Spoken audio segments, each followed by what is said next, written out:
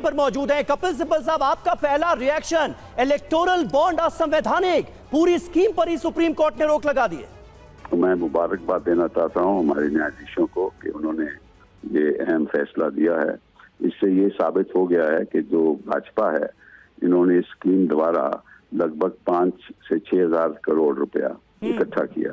अच्छा, और इतना पैसा किसी के पास भी हो तो अपने आप में मैं समझता हूं कि लोकतंत्र को भी बड़ा भारी खतरा है। और इसी वजह से इन्होंने उस पैसे के द्वारा अपने दफ्तर बनाए होंगे, इस पैसे के द्वारा आरएसएस के दफ्तर बनाए होंगे, अपने इस पैसे के द्वारा कम्युनिकेशन नेटवर्क बनाया होगा, इस पैसे के द्वारा सरकारें गिराई होंगी। आपको मालूम है कई सरकारें इन्होंने गिरा दी जो जनता ने चुनी थी।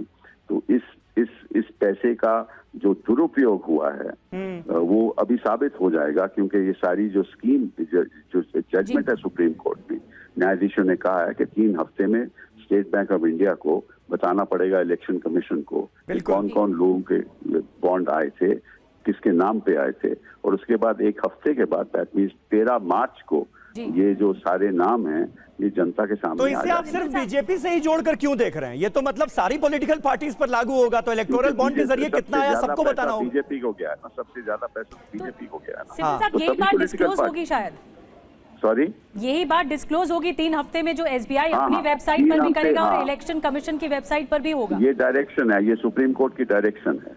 तो हमें सब पता चल जाएगा किसको क्या क्या गया है और किस किस्म का क्रिट को, बिकॉज ये सारे जो उद्योगपति हैं इन्होंने ही पैसा दिया होगा।